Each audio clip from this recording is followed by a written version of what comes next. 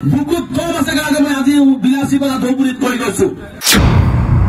ঈশ্বৰ মানে আপুনি মেচিন লগাই দিয়ক। ৭১ৰ পিছত যদি এজন মুছলমান বাংলা দেখি দেখুৱাই দিব পাৰে, আপুনি খেদিব নালাগে। কলাৰত ধৰি বাংলাদেশ বৰ্ডাৰ আৰামছে পাৰ কৰাই উজনি অসমত সন্দেহজনক বাংলা দেখি বুলি খেদি ফুৰা মানুহখিনিয়ে বুজি পাব যে হিমন্ত বিশ্ব শৰ্মা হৈছে ভাৰতবৰ্ষৰ বুকুত ১ নম্বৰ বাংলাদেশীৰ ৰক্ষক। মোৰ মা যদি এটা আগত যায় হয়তো ট্ৰাইবেল বংশধৰ ওলাব। নিজৰ মাকক ভাল পাওঁ বুলি আমি কেতিয়াও আনৰ মাকক ঘৃণ নকৰো। মই যেনেকুৱা ৰেজাল্ট কৰি মোৰ মাকক শ্ৰদ্ধা কৰো, মোৰ বন্ধু মৃণাল কলিতা তাৰ মাককো মই সমানে শ্ৰদ্ধা কৰো, তাৰ মাককো মই মাতৃ হিচাপে গণ্য কৰো। এইটোৱে হৈছে আদৰ্শ ইছলামৰ, এইটোৱে আদৰ্শ মুছলমানৰ। এটা কথা ধৌপুৰীৰ মাটিত কৈ গৈছো, মুখ্যমন্ত্ৰীয়ে অসমীয়া জাতি ভাঙিব বিচাৰিছে, মুখ্যমন্ত্ৰীয়ে অসমীয়া জাতিক ধান মান কৰিব বিচাৰিছে, আৰু যাক আপুনি মিয়া বুলি তুচ্ছ তাচ্ছিল্য কৰিছে, ১০ বছৰ পিছত অসমীয়া জাতিক যদি ধৰি ৰাখে এই মিয়াসকলেই ধৰি ৰাখিব। আজি আমি এই প্ৰতিবাদ সুখত কৰা নাই, এই প্ৰতিবাদ কৰিছো যে ভাৰতবৰ্ষৰ মাটিত অসমৰ বুকুত গণতন্ত্ৰ প্ৰলম্বিত হৈছে, সংবিধানক ধ্বংস কৰা হৈছে। তাৰ নেতৃত্বত কৰা হৈছে ৰাইজে নিৰ্বাচন কৰি দিয়া, ভাৰতীয় সংবিধানৰ শপত খোৱা অসমৰ মুখ্যমন্ত্ৰী হিমন্ত বিশ্ব শৰ্মাৰ নেতৃত্বত অসমত গণতন্ত্ৰক খবৰ দিয়া হৈছে, সংবিধানক ধূলিসাৎ কৰি দিয়া হৈছে। এইটো আমি কোনো পদ্ধতিতেই নামানো। গণতন্ত্ৰ আমি ৰক্ষা কৰিবই লাগিব, সংবিধান আমি চলিবই লাগিব। আজি যিজন মুখ্যমন্ত্ৰীয়ে সংবিধানৰ শপত খায়, সকলো জাতি জনগোষ্ঠীৰ সমন্বয়ন সমবিকাশ আৰু সমমৰ্যাদাৰে তেওঁ নেতৃত্ব প্ৰদান কৰিব বুলি কৈছিল, এই কথাটো আজি স্পষ্টভাৱে প্ৰমাণ হৈছে যে তেওঁ মিছাৰ আশ্ৰয় লৈছিল। আৰু যিজন মানুহে সংবিধানৰ শপত খাই মিছাৰ আশ্ৰয় ল'ব পাৰে, বিশ্বৰ বুকুত ইয়াতকে মিছলীয়া মুখ্যমন্ত্ৰী ৰাজনৈতিক নেতা বিশ্বৰ বুকুত নাই, বিশ্বৰ বুকুত নাই। মই এটা কথা স্পষ্ট কৰি দিব বিচাৰিছো, উজনিৰ পৰা নামনি, মধ্যৰ পৰা বৰাক উপত্যকালৈ এটা ভুল মেছেজ দিয়া হয় যে আমছুৱে বিশ্বতৰ বিৰোধিতা কৰিছে। মই স্পষ্টকে কৈছো, আমছুৱে বিশ্বতৰ বিৰোধিতা কৰা নাই, কিন্তু হিমন্ত বিশ্ব শৰ্মা ডাঙৰীয়াই বাছি বাছি অমানৱীয়ভাৱে সংবিধান বহিৰ্ভূতভাৱে যি ধৰ্মীয় সংখ্যালঘুসকলক অন্যায়ভাৱে ভাৰতীয় নাগৰিকক উচ্ছেদ কৰিছে, তাৰ বিৰোধিতা আমি কৰিছো। আমি এসময়ত তাক যদি কোনোবাই ৰেজাল্ট কৰি বা আমছুৰ কৰ্মকৰ্তাক যদি কয় যে সন্দেহজনকৰ দালাল, বাংলাদেশীৰ দালাল হাজাৰবাৰ কলেও আমি কেৰেপ নকৰো, কাৰণ আমি ভাৰতীয় নাগৰিকৰ পক্ষত কথা কৈছো, মই মানৱতাৰ পক্ষত কথা কৈছো। মুখ্যমন্ত্ৰী হিমন্ত বিশ্ব শৰ্মা ডাঙৰীয়াই হিটলাৰী শাসনৰ বিৰুদ্ধে কথা কৈছো, আমি কোনো বিদেশীৰ বিৰুদ্ধে কথা কোৱা নাই। বুকুত কম আছে কাৰণে মই আজি বিলাসী পৰা ধৌপুৰীত কৰি গৈছো। ধৌপুৰীত বহুতে ভাবে যে ধৌপুৰীটো বাংলাদেশৰ লগত নেকি, এই ধৌপুৰীৰ মাটিত মই কৰি গৈছো। ৭১ চনৰ পিছত যদি মই বেলেগত নাযাওঁ, এখোজ আগুৱাই গৈ গৈছো। মুখ্যমন্ত্ৰী হিমন্ত বিশ্ব শৰ্মা ডাঙৰীয়া আপুনি মেচিন লগাই দিয়ক। ৭১ৰ পিছত যদি এজন মুছলমান বাংলা দেখি দেখুৱাই দিব পাৰে, আপুনি খেদিব নালাগে। কলাৰত ধৰি বাংলাদেশ বৰ্ডাৰ আৰামছে পাৰ কৰাই দিব। বাংলাদেশীৰ ৰক্ষক আমি নহয়, বাংলাদেশীৰ ৰক্ষক আমি নহয়। অসমৰ অসমীয়া ৰাইজে ধৌপুৰীৰ পৰা হাতিয়ালৈকে হয়তো আজি বুজি পোৱা নাই।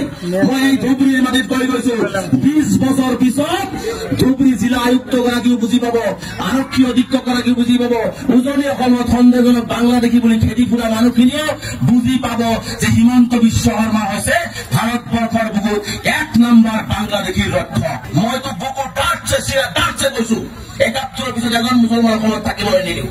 কিন্তু কোনো মানুহ ভাৰতীয় নাগৰিকক সন্দেহজনক কব, সন্দেহৰ কি অৰ্থ?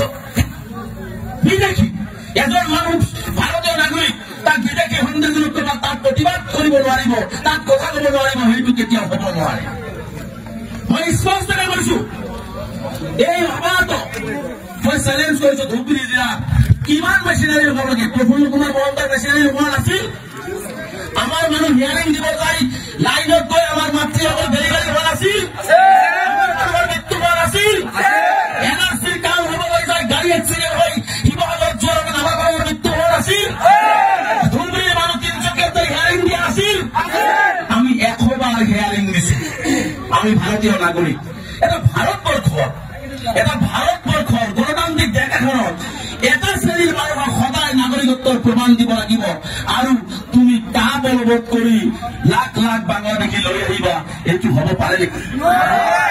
আজি 2 দিন আগত মই উচ্চলৈ কথাটো 5 মিনিট পিছত আহিম। কথাটো বুজি পাইছে? কথাটো আমি মেছেজটো দিব লাগিব নামনীয় প্ৰয়োজনীয়খনলৈকে। আপোনালোকে 2 দিন আগত দেখিছে নাই? আমি তো বহুতেই ভাগ হৈ গৈছো। গৰিয়া মৰিয়া দেশী জুহা আমি ভাগ।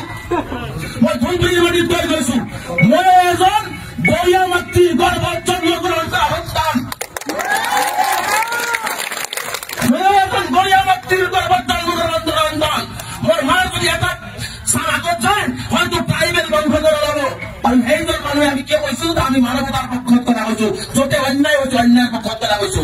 আজি যদি ইয়াত দেশী কোনোবাই বিপদত পৰে, কোনোবাই যাওক বলে যাওক, সমগ্ৰ সংখ্যালঘু ছাত্ৰী ইউনিয়ন আঞ্চলিক পতাকা লৈ সন্মুখৰ পৰা নেতৃত্ব গ্ৰহণ কৰিব। আমি সংখ্যাগুৰুকো বেয়া নাপাওঁ, নিজৰ মাকক ভাল পাওঁ বুলি আমি কেতিয়াও আনৰ মাকক ঘৃণ নকৰো।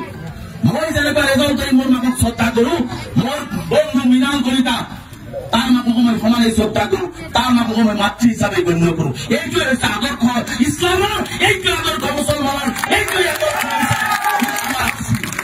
আমি কেতিয়াও কাৰো লগত বিভাজনৰ ৰাজনীতি কৰা নাই। মুখ্যমন্ত্ৰী চাইছে আজি বহুতে আমাৰ মাজত বিভাজন কৰিছে। আমি কোৱা নাই যে কোনোবাই বাংলাদেশীৰ পক্ষ ল'ব লাগে। আজি যেতিয়া দেশী ভাইসকলৰ আজি গৰিবুৰৰ 2জন ভূমিৰ 2জনকে মহিলাক যেতিয়া বাংলাদেশ বৰ্ডাৰ পুছবেক কৰি থৈ অহা হ'ল, তেতিয়া সেইসকল নেতা ক'ত গৈছিল? কিন্তু মই সন্মুখৰ পৰা চিঞৰিছো যে এইসকল ভাৰতীয়, এইসকলক মুখ্যমন্ত্ৰীয়ে চাৰ্টিফিকেট দিয়া খিলঞ্জীয়া। এশবাৰ চিঞৰি আজি তৰুৱা ভাষাত উচ্ছেদ হৈছে। মুখ্যমন্ত্ৰী যোৱাকালি বিজেপি কি কৈছে? মইতো গৰিয়া মৰিয়া জোলহাসকলক মাতি দিয়াৰ কথা কোৱা নাই। মুখ্যমন্ত্ৰী ডাঙৰীয়া নিউজ নাচায়, মিনিটে নিউজ চায়। যেতিয়া লখিমপুৰৰ সেই ভণ্টিগৰাকীয়ে কৈছিল যে মই বাঘ হাজৰিকাৰ বংশধৰ, মই বাঘ হাজৰিকাৰ পৰিণতি, মুখ্যমন্ত্ৰী দেখা নাই? মাত্ৰ 16 ঘৰত মুখ্যমন্ত্ৰীয়ে সংস্থাপন দিলে, বাঘ হাজৰিকাৰ পৰিণতিকৰ তেওঁলোকে সংস্থাপন নিদিলে। তাৰ মানে বুজা যায় শদিয়াৰ পৰা ধুবুৰীলৈকে মুখ্যমন্ত্ৰীৰ এটাই টাৰ্গেট হৈছে ধৰ্মীয় সংখ্যালঘু মুছলমানসকল। আজি নুবুজিলেও কাইলৈ আমি বুজি পাম। মুখ্যমন্ত্ৰী যোৱাকালি মই আপোনালোকে টিভিত চাইছিলে নে মই নাজানো, তাতে কি কৈছে যে বেংগলী, বিহাৰী, মাৰোৱাৰী, খ্ৰীষ্টান, জৈন, হিন্দু, বড়ো কোনো মানুহৰ ভূমিৰ সমস্যা নাই। কিয় মুখ্যমন্ত্ৰী তাতে নকয় যে দেশী ভাইসকলৰ ভূমিৰ সমস্যা নাই? কিয় নকয়? তাৰমানে আমাৰো শক্তিটো ডিভাইড কৰিব বিচাৰিছে। আমি কোৱা নাই যে কোনো দেশী ভাই বাংলাদেশীৰ পক্ষ লওক, কোনো বংগীয় মূলৰ মুছলমানে বাংলাদেশীৰ পক্ষ লওক। বাংলাদেশীৰ পক্ষ ল'ব? বাংলাদেশীৰ পক্ষ ল'ব? নিজে থাকিবলৈ ঠাই নাই, নিজে থাকিবলৈ ঠাই নাই আমাৰ। আমি আৰু বিদেশৰ পৰা মানুহ আনিব আমি ঠাই দিম। মই সেইকাৰণে স্পষ্ট কৰিছো, অসমত যদি এখন বাংলাদেশী মুক্ত অসম বিচাৰে, বাংলাদেশীক যদি বাংলাদেশ পঠিয়াটো বিচাৰে, একমাত্ৰ অসমৰ মুছলমানসকলে অন্তৰেৰে বিচাৰে, অন্তৰেৰে বিচাৰে। আৰু যিসকলে আমাক সন্দেহ কৰি আমাক সন্দেহ কৰি বাংলাদেশী কয়, তেওঁলোকে বাংলাদেশীক বৰ বিয়া পাৰি দি আছে। আমি বাংলাদেশী ডক্টৰ বেতন দিছো, আমি বাংলাদেশী ডক্টৰ বেতন দিছো। শেখ হাসিনা ক'ত? प्रधानमंत्री मोदी डांगरिया, मोदी जी यार जवाब दीजिए, शेख हसीना को क्यों अपने दिल्ली में बैठा के रखा है? बांग्लादेशी पीढ़ी किसका पास है? कोई मुसलमान ने नहीं रखा है। बांग्लादेशियों को इंडिया में जगह कौन दिया है? मोदी जी ने दिया है। ये हिमंत विश्व शर्मा आप भी जान लीजिए, आपका प्राइम मिनिस्टर बांग्लादेशी को आप इंडिया में जगह दे रहा है। हम लोग बांग्लादेशी के खिलाफ बांग्लादेश जाना पड़ेगा। ये बात सही है। गति हमारे कथा स्पष्ट, बांग्लादेशी नामक কোনো অন্যায় অত্যাচার হবলৈ দিয়া নহব। আমি স্পষ্টকে কৈছো। গতিকে এই ধৰণৰ উজনীয়া সময়ত এটা মেছেজ দিয়া হয়, আরে ভাই মিয়া কোনো জাতিয়ে নাই, মিয়া এটা সম্মানীয় শব্দ। আপনি বিহার, গুজরাট, বেঙ্গল চলে যাব, কৈ দিয়ে মিয়া ভাই কেঁচা হয়, আপ কেঁচা হয়, তাই নাই? আমার জনম মানুহবিলাকে মিয়া, আৰু তেওঁলোকে লুঙ্গি দাড়ি পিন্ধা মানুহ দেখিলে বংগীয় মূলৰ ভাষা ক'লেই মিয়া মিয়া বুলি তেওঁলোকে আমাক তুচ্ছ তাচ্ছিল্য কৰে।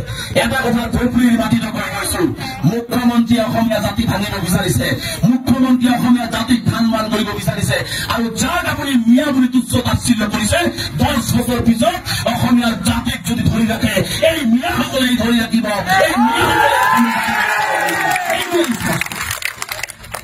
গতিকে আজি আমি কিহৰ কাৰণে ধৰ্ণা দিছো? আজি চলোৱা বক্কাৰ চিৰাংপুৰা উচ্ছেদ হৈছে। মই মুখ্যমন্ত্ৰীক বাৰে বাৰে আহ্বান জনাই আহিছো যে আমি শান্তিপূৰ্ণ আলোচনা বিচাৰো, আমি আলোচনা বিচাৰো। মুখ্যমন্ত্ৰীৰ আগত আপুনি উচ্ছেদ কৰাৰ আগত বাওখিনি সংস্থাপনৰ ব্যৱস্থা কৰক। আপোনালোকৰ আপত্তি থাকিব তেতিয়া বসুন্ধৰা 1, 2, 3 আপোনালোকে মাটি দি দিয়ক। আমি বিচৰা নাই 50 বিঘা 60 বিঘা মাটি, আমাক এটুকুৰা টকাৰ মাটি দিলেই হ'ল। আমি যেহেতু গৰাখহনীয়া পীড়িত 1950 চনৰ পৰা 2025 চনলৈ প্ৰায় মুছলমানৰ 18 লাখ বিঘা মাটি ব্ৰহ্মপুত্ৰই খহাই লৈ গৈছে। এইখিনি মুখ্যমন্ত্ৰী হিচাপ ৰখা দৰকাৰ। প্ৰায় 30 লাখ মানুহ 1950 চনৰ আজিৰ তাৰিখলৈকে আজি ব্ৰহ্মপুত্ৰৰ কবলত পৰি গৃহহীন হৈছে। সেই মানুহখিনিক সংস্থাপন দিয়াৰ দায়িত্ব কাৰ? চৰকাৰৰ হয় নাই? চৰকাৰ হয় নাই?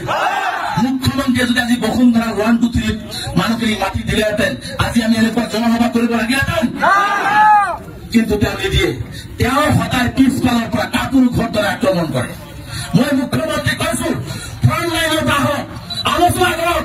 আলোচনাৰ জৰিয়তে যিটো সমস্যাৰ সমাধান কৰিব পাৰি সেইটো আপুনি পুলিচ লগাই উন্নত দূৰত্বৰ পৰা মানুহক ঘূৰিয়াই হত্যা কৰি আপুনি কেৱল মাত্ৰ 26ৰ গাদী দখল কৰিব পাৰিব, কিন্তু ৰাতি শান্তিত আপুনি শুই থাকিব নোৱাৰে।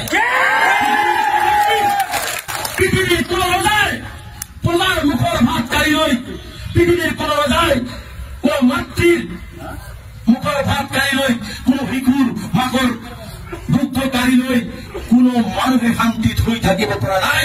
এই কথাটো মুখ্যমন্ত্ৰীয়ে জনা উচিত। আজি আপুনি আমাৰ ঘৰ ভাঙিছে, আমাৰ মাতৃসকলৰ মুখৰ ভাত কাঢ়ি লৈছে, বৃদ্ধ পিতৃ মাতৃসকলক আপুনি আত্মঘাত কৰিছে, চকুলো বোৱাই দিছে, কিন্তু আপুনি মাৰি শেষ কৰিব নোৱাৰে। হিটলাৰ আৰু ইহুদীসকলক মাৰি শেষ কৰিব পৰা নাই। আৰু ইহুদীসকল আজি বিশ্বৰ উন্নতমানৰ দেশবিলাকৰ টপ মোষ্ট ব্ৰেইন হৈ আছে। আজি আপুনি যিমানেই মাৰিব, যিমানেই অত্যাচাৰ কৰিব, সিমানেই আমি গণতান্ত্ৰিকভাৱে সংবিধানক বিশ্বাস কৰি কলমৰ জৰিয়তে আমি যুদ্ধ চলাই আমি মানুহ হিচাপে অসম তথা ভাৰতবৰ্ষক বিশ্বৰ দৰবাৰত চিনাকি দিবৰ কাৰণে আমি আগবাঢ়ি যাওঁ। মানুহক দমন কৰি ৰাখিব নোৱাৰে। ইতিহাস সাক্ষী আছে, ইতিহাস সাক্ষী আছে। ইতিহাসে যেতিয়া যিদিনাখন আমাৰ ভাগ্যৰ পৰিৱৰ্তন আৰম্ভ কৰিব, মুখ্যমন্ত্ৰী 25টা 50টা ৰাখিলেও আমাৰ ভাগ্যক আপুনি ৰখাব নোৱাৰে। আজি মই মুখ্যমন্ত্ৰী বাৰে বাৰে কৈছো যে আপুনি, আমি মেমৰেণ্ডাম দি আছো, আমি ডিষ্ট্ৰিক্ট জনাই আছো যে এইসকল মানুহক মাটি ক'ত দিয়ে, মাটি দিয়া হ'ব ক'ত দিয়ে? আপোনাৰ এই চহৰত 2 চাইডে ব্ৰহ্মপুত্ৰ নদী, তাৰ মাজত মানুহ থাকিব লাগে, হয় নাই? মই মুখ্যমন্ত্ৰীক আহ্বান জনাইছো, য'ত আপুনি মাটি দিব বিচাৰিছে ধুবুৰী জিলাৰ আয়ুক্তগৰাকীক, আৰক্ষী অধীক্ষকগৰাকীক আৰু আপোনাৰ 2জন কেবিনেট মিনিষ্টাৰক আপুনি সেই মাটিত 6 ঘণ্টা সময় জীৱন নিৰ্বাহ কৰিব দিয়ক। আমি 600 বছৰ থাকিবৰ কাৰণে প্ৰস্তুত আছো। এই ভূমি আমাৰ দিব লাগবে, ভারতীয় নাগরিক।